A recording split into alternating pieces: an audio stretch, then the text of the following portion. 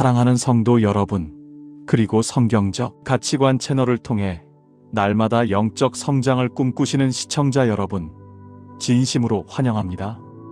우리는 지난 시간 신명기의 마지막을 통해 위대한 지도자 모세의 아름다운 퇴장을 목격했습니다. 이제 오늘부터는 그 바통을 이어받아 약속의 땅, 가나안을 향해 거침없이 진격하는 새로운 시대의 기록, 여호수아 시리즈를 시작합니다. 성경의 역사서 중 첫 번째 책인 여호수아는 우리에게 승리와 정복이라는 가슴 벅찬 키워드를 던져줍니다. 하지만 그 승리의 이면에는 우리가 반드시 짚고 넘어가야 할 영적 원리가 숨겨져 있습니다.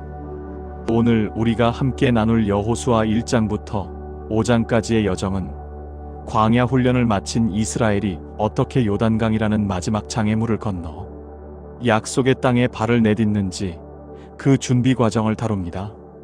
먼저 모세의 부재라는 거대한 상실감 속에 놓인 여호수아에게 들려온 하나님의 강력한 위로와 명령, 즉 강하고 담대하라는 말씀의 의미를 깊이 고찰해 볼 것입니다.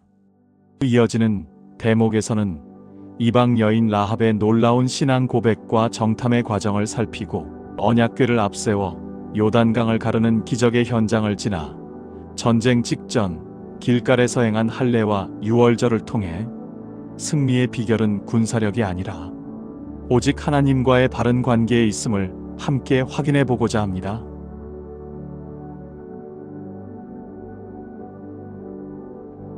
여호수아 1장은 여호와의 종 모세가 죽은 후에라는 묵직한 문장으로 시작됩니다.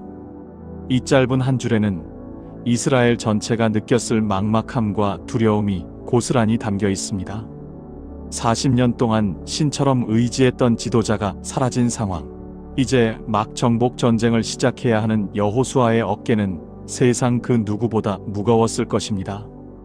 그때 하나님께서는 떨고 있는 여호수아에게 나타나 가장 먼저 이 말씀을 던지십니다. 강하고 담대하라. 여기서 우리가 주목해야 할 성경적 가치관의 첫 번째 원리는 하나님의 위로는 상황의 변화가 아니라 말씀의 확증으로부터 온다는 사실입니다.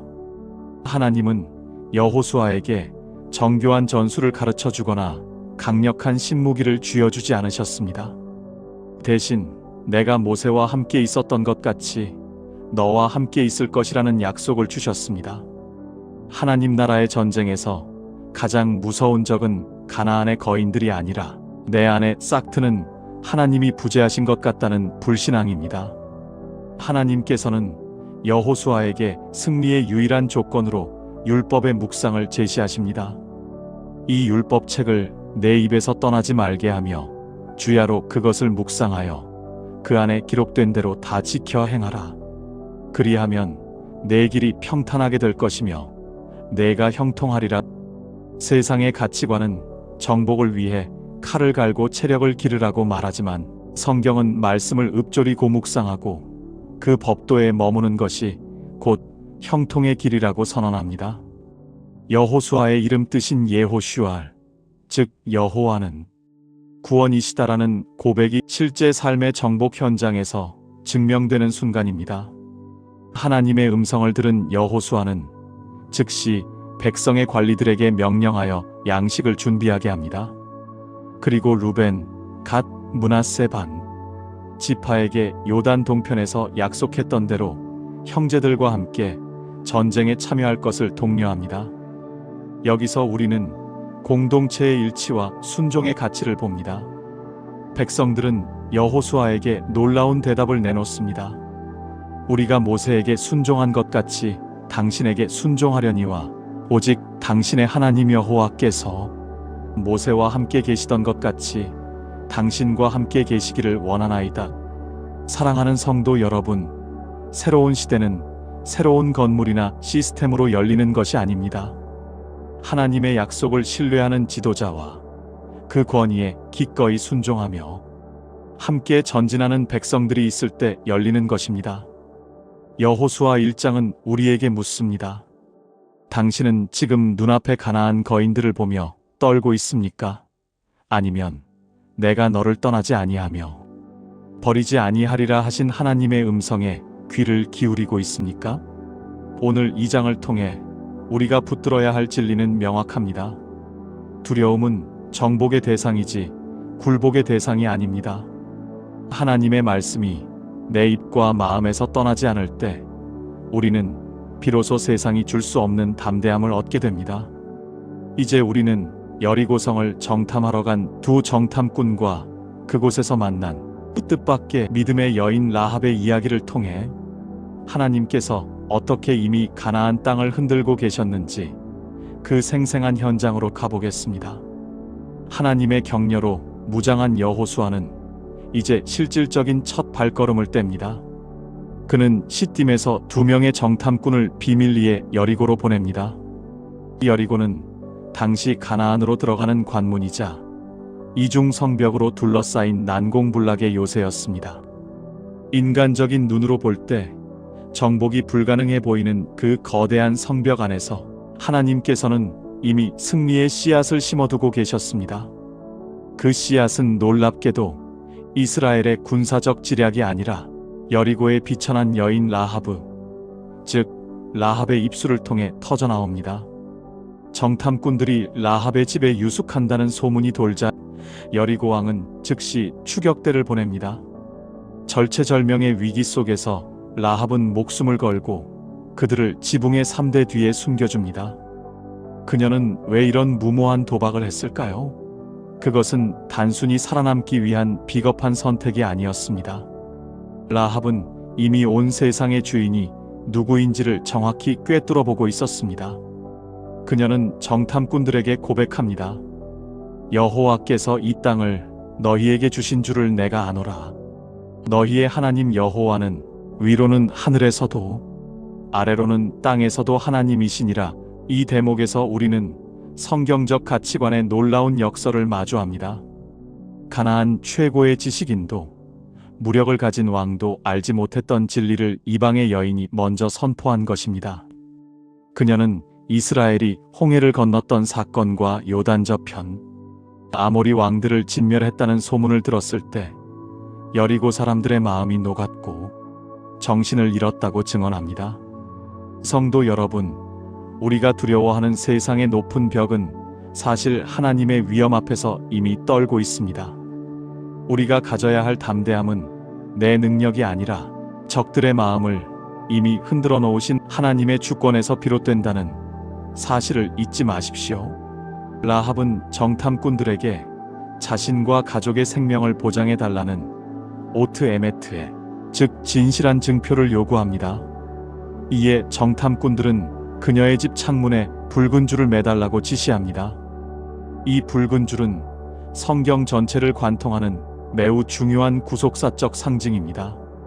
수백 년 전 애굽의 재앙 속에서 이스라엘을 지켜주었던 문설주의 어린 양의 피처럼 이 붉은 줄은 죽음의 심판 속에서 유일하게 생명을 보존할 수 있는 은혜의 이정표가 됩니다. 흥미로운 것은 라합이 매단 줄을 뜻하는 히브리어 티크바가 성경의 다른 곳에서는 소망이라는 뜻으로 쓰인다는 점입니다. 절망의 도성 여리고에서 라합이 내걸었던 것은 단순히 밧줄 한 가닥이 아니라 오직 하나님께만 걸었던 붉은 소망이었습니다. 이방인이자 비천한 여인이었던 라합은 이 믿음의 결단을 통해 훗날 예수 그리스도의 족보에 당당히 이름을 올리는 영광을 얻게 됩니다. 하나님 나라는 혈통과 신분을 넘어 오직 하나님의 하나님 되심을 인정하고 그분께 자신을 던지는 자들의 것입니다. 정탐꾼들은 무사히 돌아와 여호수아에게 보고합니다. 진실로 여호와께서 그 온 땅을 우리 손에 주셨으므로 그 땅의 모든 주민이 우리 앞에서 간담이 녹더이다. 40년 전 가데스 바네아의 10명의 정탐꾼이 우리는 메뚜기 같다고 울며 불신앙의 보고를 했던 것과는 전혀 다른 모습입니다. 같은 환경, 같은 성벽을 보았지만 하나님의 눈으로 세상을 바라보는 자들은 두려움 대신 승리를 예견합니다. 오늘 여러분의 삶을 가로막고 있는 여리고 성벽은 무엇입니까? 그 성벽 위에서 떨고 있는 세상의 권세에 주눅들지 마십시오. 하나님께서는 이미 라합과 같은 이들을 예비하셨고 세상의 마음을 녹여놓으셨습니다. 우리가 해야 할 일은 그 성벽 안으로 당당히 믿음의 발걸음을 내딛는 것뿐입니다. 이제 이 기세를 몰아 이스라엘이 어떻게 언약궤를 앞세워 도도히 흐르는 요단강을 가르고 마침내 약속의 땅에 발을 들이게 되는지 그 장엄한 기적의 현장을 생생하게 다뤄보겠습니다. 정탐꾼들의 승전보를 들은 이스라엘은 이제 시딤을 떠나 요단강가에 다다릅니다. 하지만 그들 앞에는 또 하나의 거대한 장벽이 가로막고 있었습니다. 당시 요단강은 곡식 거두는 시기라 강물이 언덕에 넘칠 정도로 도도하게 흐르고 있었습니다. 인간적인 방법으로는 도저히 건널 수 없는 그 깊고 거센 물줄기 앞에서 하나님은 여호수아에게 매우 특별한 명령을 내리십니다. 그것은 군대의 앞선 전술이 아니라 하나님의 임재를 상징하는 아론 하베리트에, 즉 언약궤를 앞세우라는 것이었습니다. 여기서 우리는 성경적 가치관이 제시하는 승리의 두 번째 원리를 발견합니다. 그것은 거룩함과 우선순위입니다. 여호수아는 백성들에게 너희는 자신을 성결하게 하라. 여호와께서 내일 너희 가운데에 기이한 일들을 행하시리라고 선포합니다. 기적은 하나님의 몫이지만 그 기적을 담을 그릇을 깨끗하게 준비하는 것은 우리의 몫입니다. 또한 언약궤와 백성들 사이에 약 2000 규빗의 거리를 두게 하신 것은 모든 백성이 하나님의 인도하심을 한눈에 바라보며 그분만을 뒤따르게 하려는 의도였습니다. 우리 인생의 복잡한 문제 앞에서 우리가 가장 먼저 해야 할 일은 내 생각과 계산을 앞세우는 것이 아니라 하나님의 임재를 앞세우고 그 뒤를 묵묵히 따르는 것입니다. 드디어 운명의 순간이 다가왔습니다. 제사장들이 언약궤를 메고 요단강에 들어설 때 홍해 때와는 다른 놀라운 일이 벌어집니다. 홍해는 모세가 지팡이를 내밀었을 때 바람이 불어 물이 갈라진 후에 백성들이 건넜지만 요단강은 제사장들의 발바닥이 강물에 닿는 직후에 물이 끊어지기 시작했습니다. 이것은 성숙한 믿음의 발걸음을 요구하는 하나님의 시험이었습니다. 물이 갈라지는 것을 보고 들어가는 것이 아니라 물이 여전히 넘실거리고 있음에도 불구하고 하나님의 약속을 믿고 발을 내딛는 선제적 순종이 기적을 일으킨 것입니다. 제사장들이 요단 강바닥 한가운데 굳게 서 있는 동안 이스라엘 온 백성은 마른 땅을 밟고 무사히 강을 건넙니다. 저 멀리 아담 성읍 변방에서부터 물줄기가 쌓여 멈춰서는 장엄한 광경 속에서 이스라엘은 다시 한번 자신들의 하나님이 온 땅의 주권자이심을 몸소 체험합니다. 제사장들의 발바닥이 닿은 그곳이 마른 땅이 되었다는 것은 하나님의 말씀이 통치하는 영역에는 절망의 물줄기가 결코 침범할 수 없음을 상징합니다. 강을 다 건넌 후 하나님은 각 지파에서 한 사람씩 택하여 제사장들의 발이 머물렀던 강 한가운데에서 돌 12를 취해오게 하십니다. 그리고 그 돌들을 그들이 유숙할 길가에 세우게 하십니다. 이것이 바로 지카론, 즉 기념비입니다. 하나님께서 이 돌들을 세우게 하신 이유는 명확합니다. 훗날 자녀들이 이 돌들은 무슨 뜻입니까? 라고 물을 때 조상들의 하나님이 어떻게 요단강을 말리시고 우리를 건너게 하셨는지를 대대로 증언하게 하려는 것입니다. 신명기에서 모세가 그토록 강조했던 기억교육이 여호수아의 현장에서 실제적인 기념비로 형상화된 것입니다. 사랑하는 성도 여러분, 오늘 여러분의 인생을 가로막고 있는 요단강은 무엇입니까? 강물이 줄어들기만을 기다리며 강가에 주저앉아 있지는 않습니까? 하나님은 오늘 우리에게 말씀하십니다. 언약궤를 앞세우고 믿음의 발을 물속으로 내디디라고 말입니다. 우리가 순종의 발을 내딛는 그 순간 도도하게 흐르던 절망의 물줄기는 멈춰서고 그 자리는 영광의 마른 땅으로 변할 것입니다. 그리고 하나님은 그 자리에 세워진 12돌을 통해 여러분의 삶을 증거의 통로로 삼으실 것입니다. 이제 마지막 네 번째 블록에서는 마침내 가나안 땅 길갈에 진을 친 이스라엘이 전쟁 직전에 행한 뜻밖의 조치들, 즉 할례와 유월절 사건을 통해 승리를 확정짓는 하나님 나라의 참된 군사력이 어디에 있는지 정리하며 여호수아 1편의 여정을 마무리하겠습니다. 요단강을 마른 땅처럼 건넌 이스라엘은 마침내 약속의 땅 가나안의 첫 관문인 길갈에 진을 칩니다. 적진의 코앞이자 전쟁이 당장이라도 터질 듯한 일촉즉발의 상황에서 하나님께서는 여호수아에게 상식적으로는 도저히 이해할 수 없는 명령을 내리십니다. 그것은 적들을 공격하라는 명령이 아니라 이스라엘의 모든 남성에게 할례를 행하라는 것이었습니다. 군사학적으로 볼 때 적지 한가운데에서 군인들을 거동불능 상태로 만드는 이 명령은 자살 행위와 다름없었습니다. 하지만 여기서 우리는 성경적 가치관이 말하는 승리의 결정적 열쇠를 만납니다. 그것은 바로 정체성의 회복입니다. 광야 40년 동안 할례를 받지 못했던 새로운 세대에게 하나님은 가나안의 땅을 주시기 전 그들이 누구인지를 먼저 확증하길 원하셨습니다. 할례를 통해 그들은 아브라함의 언약 자손임을 몸에 새겼고 하나님은 그곳의 이름을 길갈, 즉 애굽의 수치가 굴러갔다고 부르셨습니다.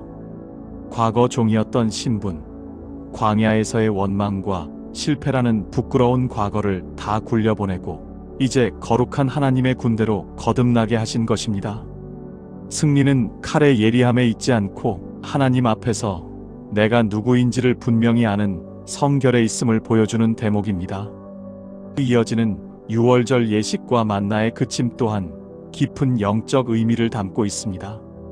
가나안 땅의 소산물을 먹기 시작하자 40년 동안 내리던 만나가 그쳤습니다. 이는 이제 광야라는 보호 수용소의 시대를 지나 직접 땀 흘려 가나안을 개척하고 정복해야 하는 실전의 시대가 도래했음을 의미합니다. 하나님은 우리가 안주하는 은혜에만 머물지 않고 약속을 성취하기 위해 삶의 현장으로 당당히 나아가길 원하십니다. 여리고 함락 직전 여호수아는 홀로 성 근처를 살피다 칼을 빼들고 선 한 사람을 마주합니다. 여호수아가 너는 우리를 위하느냐 우리의 적들을 위하느냐고 묻자 그는 놀라운 대답을 내놓습니다. 아니라 나는 여호와의 군대 대장으로 지금 왔느니라. 이분이 바로 사르체바 예호와입니다. 이 선언은 여호수아에게 엄청난 충격이자 안도감을 주었을 것입니다. 이 전쟁의 주도권은 여호수아에게 있는 것이 아니라 하늘 군대의 대장이신 하나님께 있다는 선언이기 때문입니다. 하나님께서는 여호수아에게 내 발에서 신을 벗으라 내가 선 곳은 거룩하니라고 명하십니다. 이는 시내산에서 모세가 들었던 명령과 동일합니다. 신을 벗는다는 것은 내 권리를 포기하고 전적으로 주인의 명령에 복종하겠다는 종의 태도를 뜻합니다. 약속의 땅은 내 힘으로 정복하는 영토가 아니라 거룩하신 하나님이 통치하시는 거룩한 땅입니다. 여호수아가 이 명령에 순종하여 엎드려 절했을 때 가나안 정복의 승리는 이미 확정된 것이나 다름없었습니다. 사랑하는 성도 여러분, 오늘 우리는 여호수아 1편을 통해 요단강을 건너 길갈에 서기까지의 여정을 함께 살폈습니다. 두려움을 뚫고 들리는 강하고 담대하라는 음성, 라합의 붉은 줄에 담긴 소망, 요단강을 가른 선제적 순종, 그리고 신을 벗고 하나님의 주권을 인정한 성결의 결단. 이 모든 과정이 우리에게 말해주는 것은 단 하나입니다. 승리는 하나님께 속한 것이며 우리는 오직 그분 앞에서 거룩함을 지키며 신을 벗고 따르기만 하면 된다는 사실입니다. 이어지는 다음 편에서는 마침내 난공불락의 요새 여리고가 어떻게 믿음의 외침 한 번에 무너져 내리는지 그 기적 같은 전쟁의 현장으로 여러분을 안내하겠습니다. 우리의 영원한 대장 되시는 하나님 아버지, 오늘 여호수아의 첫 발걸음을 통해 우리 인생의 진정한 승리가 어디에 있는지를 깨닫게 하시니 감사합니다. 모세가 떠난 자리처럼 우리 인생에도 막막한 어둠과 요단강 같은 장애물이 놓일 때가 많습니다. 그때마다 강하고 담대하라 하시는 주님의 음성을 듣게 하시고 상황을 보기보다 하나님의 약속을 먼저 붙드는 믿음을 주옵소서. 우리의 삶의 자리에서 교만의 신을 벗게 하시고 세상의 수치를 굴려보내는 길갈의 성결을 회복하게 하옵소서. 우리가 내딛는 순종의 발걸음을 통해 우리 앞에 요단강이 갈라지고 주님의 영광이 온 땅에 증거되기를 간절히 소망합니다. 우리를 이끄시는 군대 대장 예수 그리스도의 이름으로 기도드립니다. 아멘. 성도 여러분, 여호수아 제1편의 여정을 함께 해주셔서 감사합니다. 오늘 영상이 여러분의 삶에 담대함을 주었다면 구독과 좋아요로 이 말씀 사역에 동참해 주십시오. 여러분의 작은 응원이 성경적 가치관을 세우는 큰 힘이 됩니다. 주님 안에서 승리하십시오. 감사합니다.